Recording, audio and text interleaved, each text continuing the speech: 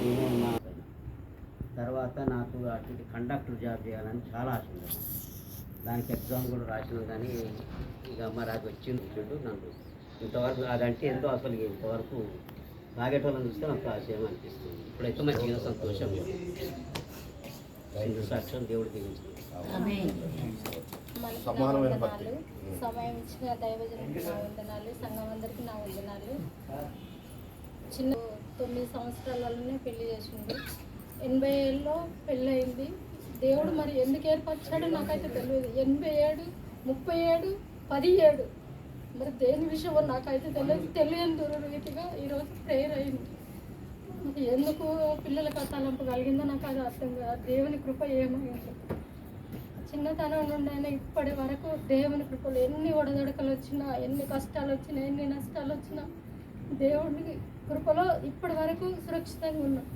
హైదరాబాద్ వచ్చినాక కూడా ఈ ఆత్మీయ కుటుంబానికి వెళ్ళి ఈ తల్లిదండ్రులతో పాప కానీ ఎవరు కానీ ఎన్ని బాధలున్నా వాళ్ళతో చెప్పుకునేదాన్ని. ఆ బాధలన్నిటికి వెళ్ళి కూడా దేవుడు విడిపించిండు, విడుదల దయచేసిండు. ఆ రీతిగా ఇప్పటి వరకు కూడా మరి ఇన్ని సంవత్సరాలు, ఈ 37 సంవత్సరాలు దేవుడు మరి ఎందుకు ఏర్పరిచిండో మాకు తెలియదు. 87లో పెళ్ళి 37 సంవత్సరాలు అయింది, అలా 17. ఆ రీతిగా ఇప్పటి వరకు దేవుని నామమున దేవుడు మమ్మల్ని చల్లగా చూసాడు. పిల్లలు కానీ మమ్మల్ని కానీ ఆ దానంగా ఇచ్చిన 2 బిడ్డల్ని కూడా నాకు ఆ ప్రభు కాపాడి మమ్మల్ని అందరూ, మా కుటుంబం అందరూ సురక్షితంగా ఉన్నాం. హైదరాబాద్ ఆత్మీయ కుటుంబం కూడా మా కొరకు చాలా ప్రార్థించారు, చాలా కష్టపడ్డారు. వారు కూడా బంధువులు కానీ ఎవ్వరు కానీ మా బంధుమిత్రులు అందరు కూడా మమ్మల్ని అందరినీ ఐక్యతగా అందరి వల్ల మేము ఈ రీతిగా ఇప్పటి వరకు అయితే దేవుని దయ వల్ల బాగానే ఉంటాం. దేవుడు చల్లగా చూస్తుండు. దేవుని నామానికి మహిమ కలుగును గాక, దేవునికి మహిమ కలుగును గాక.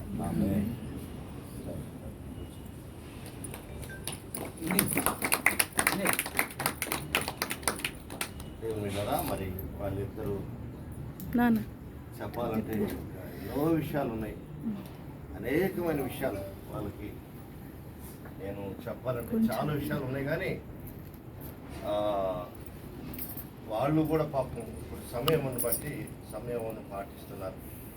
దేవుడు వాళ్ళని ఆశీర్వదించి కాపాడుతున్నాడు. యేసేపు నా మాటకి కాదనడు. ప్రపంచంలో ఎవరిని లెక్క చేయడు యేసేపు. ప్రపంచంలో పెద్ద పెద్ద గోండాలు 5 వస్తున్నారంట ఇంటి మీదకి, యేసేపుని కొట్టాలని చెప్పి నన్ను వస్తున్నారంటే రమ్మను చూద్దాం, నేను ఒక్కడనే ఉన్నాను, 5 రమ్మను ఒక్కసారి అనేటువంటి ధైర్యం కలిగినోడు. కానీ నాకు మాత్రం భయపడతాడు. ఎందుకు? నేను కొడతానేనా, తిడతానేనా? కాదు, నేను దేవుని పేరట ఆయన ఇంటికి వస్తూ ఉంటే నన్ను దేవుడిలాగా చూసుకుంటూ ఉంటాడు. దాదాపు 23 సంవత్సరాల పైన ఈ బిడ్డలు, ఆ పసి పిల్లలు, పాలు మరిచిన పిల్లల్ని పెట్టుకొని అక్కడ రూమ్లో, చిన్న రూమ్లో ఉంటే ఆ రోజు నుంచి ఈ రోజు వరకు కూడా దేవుని మందిరాన్ని విడిచిపెట్టకుండా ప్రతి ఆదివారం ప్రతి గృహకూటానికి అట్లా వస్తూనే వాళ్ళకు వచ్చిన దానిలో నుంచి కానుకలు ఇస్తూ నన్ను ప్రేమిస్తూ దేవునిని కనపరుస్తూ వస్తూ ఉన్నారు. సంఘములు కూడా వాళ్ళ సాక్ష్యము నిలబెట్టుకున్నారు. దేవుడు ఆ బిడ్డలను దీవించి ఆశీర్వదం. ఒక 4-5 సంవత్సరాల కిందట భయంకరంగా తాగుతూ ఉండేవాడు. నేను ఆ పిల్లవాడిని ఎప్పుడు నేనేమనలేదు, కానీ ప్రార్థన చేస్తూ ఉండేవాడిని. కన్నీటి ప్రార్థన చేసి ఆయన తల మీద చేయి పెట్టి కన్నీరు విడిచి ప్రార్థన చేస్తాం. ఇంటికి పోయి కూడా ప్రార్థనిస్తూ ఉండేవాడిని. నేను కొన్నిసార్లు మాత్రమే ఆ విధంగా ప్రార్థన చేశాను. తర్వాత దేవుడు ఆ పిల్లవాడిని పూర్తిగా మార్పు తీసుకొచ్చి దేవుడు ఆశీర్వదించాడు. ఓకే, మనం దేవుని వాక్యము చదువుకొని వాళ్ళకి కొన్ని మాటలు నేను ఈ రాత్రి మీకు జ్ఞాపకం చేయాలని చూస్తూ ఉన్నాను. హల్లెలూయా.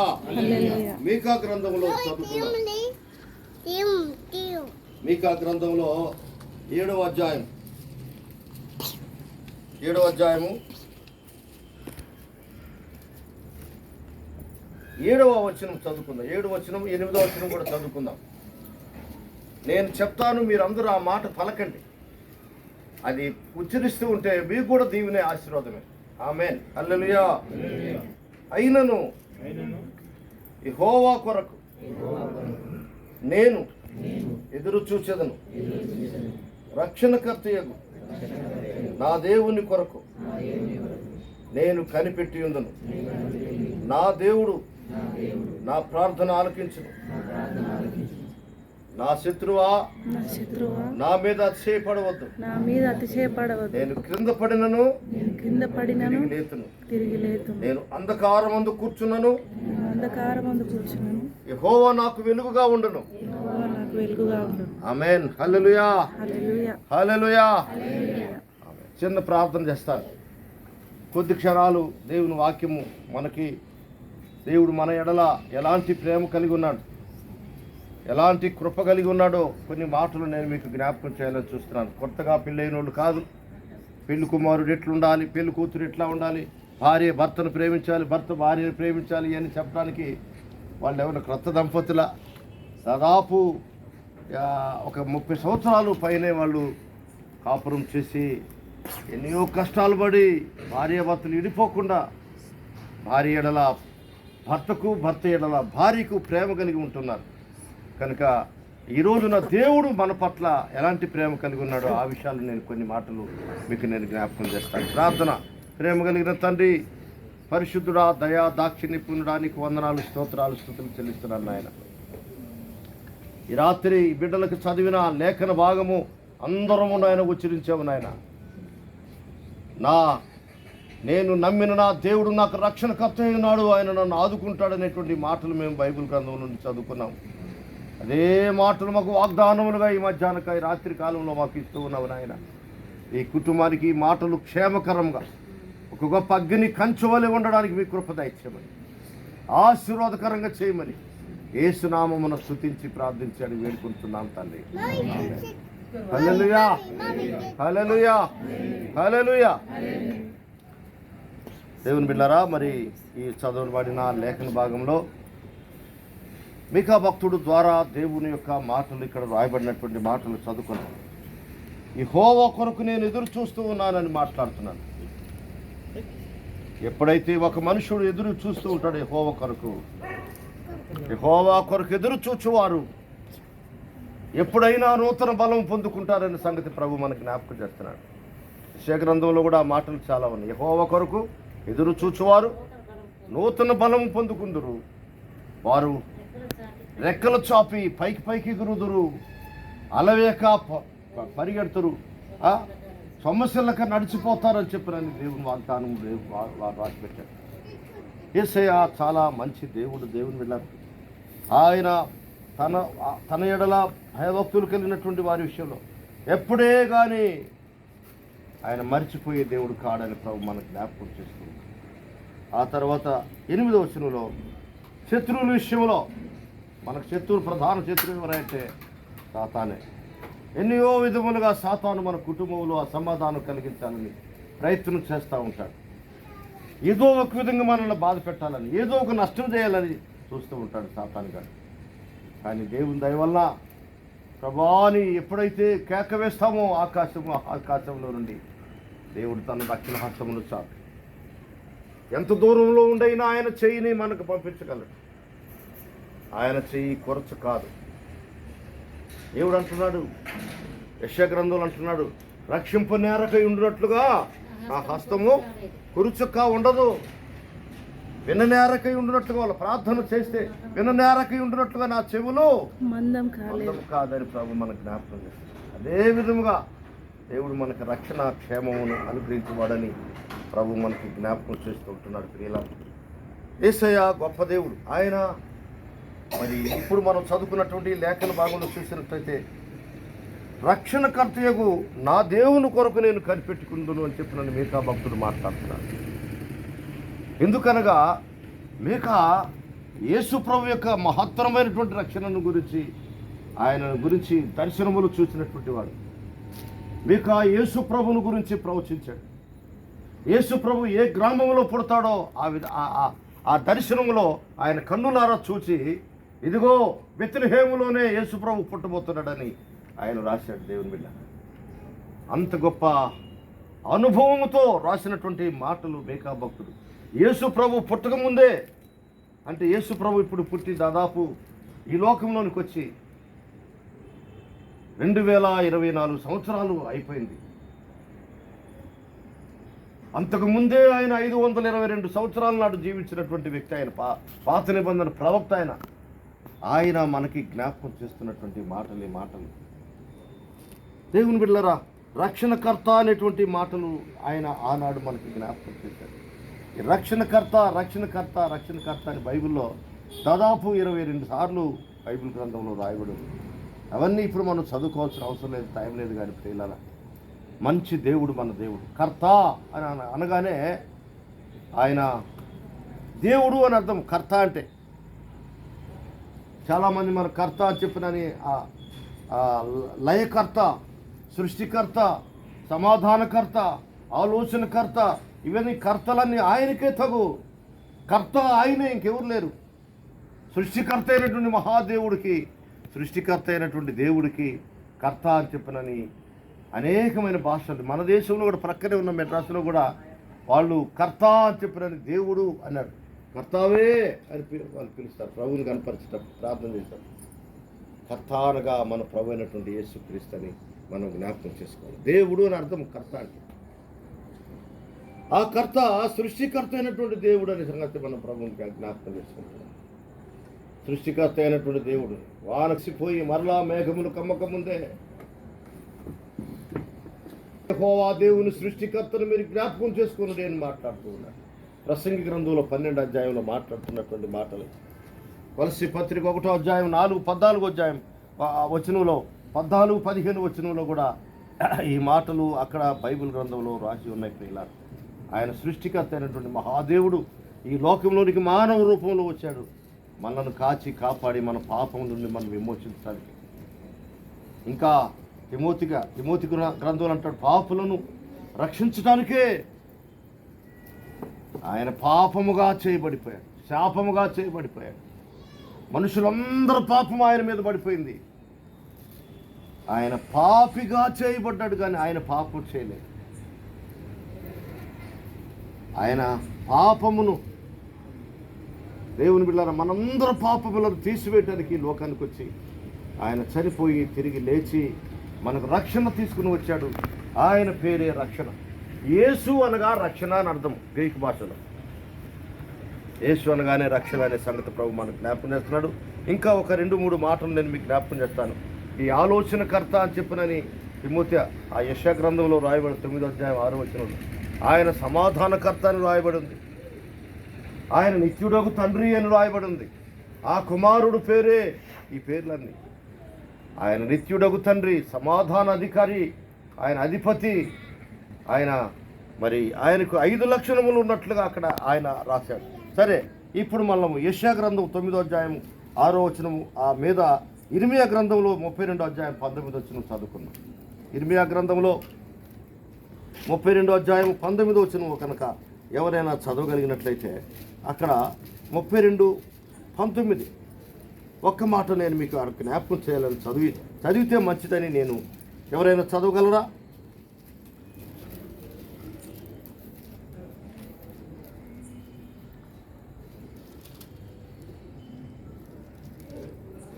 ఆలోచన విషయంలో నీవే గొప్ప దేవుడు, క్రియలు జరిగించు విషయంలో శక్తి సంపన్నుడు, వారి ప్రవర్తనను బట్టి వారి క్రియాఫలమును బట్టి అందరికీ నీ ప్రతిఫలమిచ్చుటకై నరపుత్రుల మార్గములన్నిటినీ నీవు కన్నులారా చూస్తున్నావు అని మాట్లాడుతున్నాడు. ఆయన ఎక్కడో ఉన్నాడు, ఆయన చూడలేడు లేదు చెప్పి అనుకుంటున్నాను, కానీ ఆయన చూసే దేవుడు మన దేవుడు. చూచి మనల్ని రక్షించడానికి ఆయన రెడీగా ఉన్నాడని ప్రభు ఇర్మియా భక్తుడి ద్వారా మాట్లాడుతున్నాడు. ఇంకొక మాట నేను మీకు జ్ఞాపకం చేయాలని చూస్తున్నాను దేవుని బిడ్డలారా. ఇక ఈ 49వ యెషయా గ్రంథంలో 49:4లో చూస్తే ఇవి కంపల్సరిగా మనం చదువుకోవాలి. ఎందుకంటే చదువుకుంటే చాలా దీవెన, ఆశీర్వాదం. నేనేదో మీకు చెప్పడం కాదు. 49వ అధ్యాయంలో యెషయా గ్రంథంలో 4వ వచనం చదువుకుందాం. 4వ వచనం చదవండి. అయినను వ్యర్థముగా నేను కష్టపడితిని, ఫలమేమీ లేకుండా నా బలం వృధా వ్యయపరిచి ఉన్నాను అనుకుంటుని.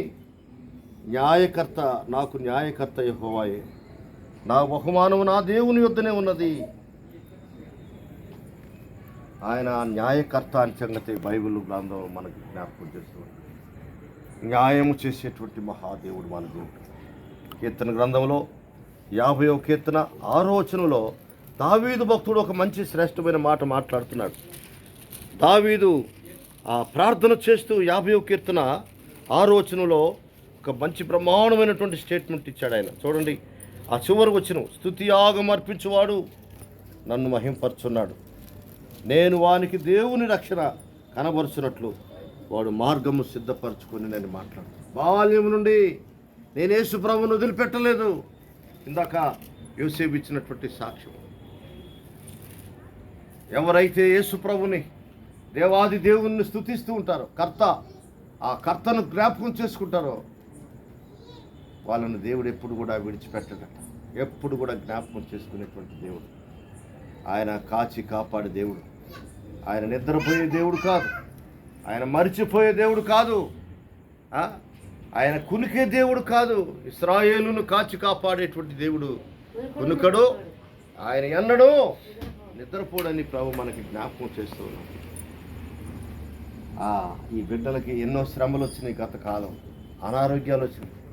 అయినా ప్రభు వెంటనే హాస్పిటల్లో డాక్టర్లు కాదు నన్ను బ్రతికించింది. మందులు తిన్నందువలన మేము బ్రతికామని వాళ్ళు ఎప్పుడు కూడా చెప్పలేదు. చర్చిలో కూడా ఆ బిడ్డ సాక్ష్యం చెప్పింది. ప్రభు నన్ను జ్ఞాపకం చేసుకున్నాడు, నన్ను ముట్టాడు, బాగు చేశాడు అని చెప్పింది తప్ప డాక్టర్లు కాదు మనల్ని బాగు చేసేది. నిన్ను స్వస్థపరచు యెహోవాను నేనే అని చెప్పినటువంటి దేవుడు మనల్ని విడిచిపెట్టదు. పగటెండా రాత్రి వెన్నెల దేబా నీకు తగులాకుండా నిన్ను కాపాడు, కొండల తాటు కనులే చూచున్నాను, నాకు సాయమెక్కడ నుండి వచ్చును, నాకు సాయమెక్కడ నుండి వచ్చును. చూడండి దేవుని బిడ్డలారా, మీకా గ్రంథంలో 6వ అధ్యాయం 8వ వచనంలో చూసినట్లయితే 6:8 ఒక మంచి మాట దేవుడు మనకి జ్ఞాపకం చేస్తున్నాడు. మనుషుడా, ఏది ఉత్తమమో అది నీకు తెలియచేయబడి ఉన్నది. తెలుసు మనకి. ఎప్పుడో యేసు ప్రభువుని గురించిన సువార్త మనకు అందింది. న్యాయంగా నడుచుకుంటాయి, కనికరమును ప్రేమించుటయు, దీన మనసు కలిగి నీ దేవుని ఎదుట ప్రవర్తించుటయు, ఇంతే కదా నేను యెహోవాడికి. ఏం లక్షలు ఇవ్వమని అంటున్నాడా యేసు ప్రభు? బంగారం గొలుసు తీసి అట్లనే ఆ కుండీలు వేయమంటున్నాడా? ఏం అవసరం లేదు. నీ కుండి, నీ డబ్బులు, నీ బంగారం, నీ వెండి నీతో నడుచు. ఆయనకు కావాల్సింది కేవలం న్యాయంగా నడుచుకోండి. ఆయనకు ప్రార్థన చేయండి. ప్రియులారా, ఆయన నమ్మిన బిడ్డలను ఆయన అన్నది కూడా ఎడబాసేటువంటి దేవుడు కాదు. ఆయన మరిచిపోయే దేవుడు కాదు, విడిచిపెట్టే దేవుడు అంతకంటే కాదని ప్రభు మనకి ఎన్నో విషయాలు జ్ఞాపకం చేశాడు. ఒక్క మాట తెస్సలోనికైలకు రాసినటువంటి మొదటి పత్రికలో 1వ అధ్యాయం 5వ వచనం నేను జ్ఞాపకం చేయాలని మీకు ఆశపడుతున్నాను. తెస్సలోనికైలకు రాసినటువంటి 2వ పత్రిక 1వ అధ్యాయము 5వ వచనం చూద్దాం. దేని కొరకు మీరు శ్రమపరుచున్నారు, ఆ దేవుని రాజ్యమునకు మీరు యోగ్యులని ఎంచబడుచు నిమిత్తము మీరిట్లు ఓర్చుకునుట దేవుని న్యాయమైన తీర్పునకు స్పష్టమైన సూచన అయి ఉన్నది. ప్రభు అయిన యేసు తన ప్రభావమును కనపరచు దూతలతో కూడా పరలోకము నుండి అగ్ని జ్వాలలలో ప్రత్యక్షమై దేవుని ఎరగని వారికి, మన ప్రభు అయిన యేసు క్రీస్తు సువార్తకు లోబడని వారికి ప్రతిదండన చేయనప్పుడు మిమ్మల్ని శ్రమపరిచిన వారికి శ్రమ పొందుతున్న మీరు మాతో కూడా విశ్రాంతి అనుగ్రహించడం దేవుని న్యాయమే. న్యాయవంతుడైనటువంటి దేవుడు మనకు ఆ రాజ్యమును ఇస్తానని వాగ్దానం చేస్తున్నాడు. ఇక్కడ ఆయన మధ్యాకాశంలో కనబడబోతున్నాడు కొద్ది రోజుల్లోనే. కొన్ని నెలలే, ఎక్కువ లేదు. ఈ సంవత్సరం అయిపోయింది. ప్రభు రాకడ చాలా దగ్గరగా వచ్చిందని అనేక మంది చెప్తూ ఉన్నారు. మనం ప్రభు కొరకు ఒకవేళ ఆ బిడ్డలకు దేవుడు ప్రేరేపణ కలుగజేసి వీళ్ళ మ్యారేజ్ డే కృతజ్ఞత కూటం పెట్టుకుంటే మంచిది కదా అని చెప్పినని వాళ్ళకి ఎందుకు తలంపు కలిగిందో నాకైతే తెలియదు. కానీ ఇదే లాస్ట్ కూటం, మనకు వచ్చే సంవత్సరం ఉండదు బహుశా. త్వరగా ప్రభు యందు విశ్వాసం ఉంచండి. మధ్యాకాశంలో యేసయ్య కనబడబోతున్నాడు. వేల పరిశుద్ధులతో కనబడబోతున్నాడు మధ్యాకాశంలో. చూస్తున్నారు కదా వార్తల్లో, నిన్న దాదాపు 200-300 బాంబులు ఇక్కడి నుంచి ఎంత దూరం, 12 చక్రాల లారీలు అంతలా చక్రాల బాంబులు, ఒక్కొక్కటి 12 చక్రాల లారీ అంత పొడుగులా బాంబులై అంతంతలా బాంబులు, మిజైల్స్ అంటారు వాటిని. అవి వేస్తే కూడా ఒక్క బాంబు కూడా ఇస్రాయేల్ దేశం మీద పడలేదు. మీరు ఆలోచించండి. అక్కడ పొలంలో పడితే ఒక గొర్రెల కాపరి చచ్చిపోయాడంట. ఆ పొలంలో పడ్డ అక్కడ పెద్ద బాయిలాగా గొయ్యి పడిపోయింది. ఎంత భయంకరం రెండు సంగతులు. 200 బాంబులు ఆకాశంలోనే అక్కడనే బూడిదైపోయి కింద పడిపోయింది. ఎంత గొప్ప మహాదేవుడు. ఆలోచించండి. ఇజ్రాయెల్ దేశం చిన్న దేశం, ఇరాక్ దేశం దానంత 10 అంతలు పెద్దది, 20 అంతలు పెద్దది, అంత పెద్దది ఇరాన్ దేశం. ఈ మహాదేవుడు మనకున్నప్పుడు ఆయన రక్షించడానికి సమర్థుడు. దేవుని బిడ్డ, ఆయన ఇప్పుడు కూడా మనతో ఉన్నాడు.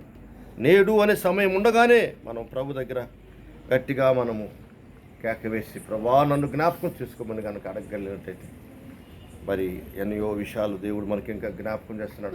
చూడండి, ఒక విషయం 20వ అధ్యాయం సామెతల గ్రంథం, ఒక్కడి మాట నేను మీకు చదివి నేను ముగించేస్తాను. సామెతల గ్రంథంలో 20వ అధ్యాయము 22వ వచనం ఒకసారి, ఈ ఒక్క మాటే ఎక్కువ సమయం తీసుకోను. నేను ఈ మాట చెప్పకపోతే నాకు ఎందుకో అసంతృప్తిగా ఉంది, అందుకనే చదివి ముగించేస్తాను. దాన్ని వివరించడానికి కూడా సమయం ఎక్కువ లేదు. దయచేసి 20వ అధ్యాయంలో 22వ వచనం చదవండి చాలు.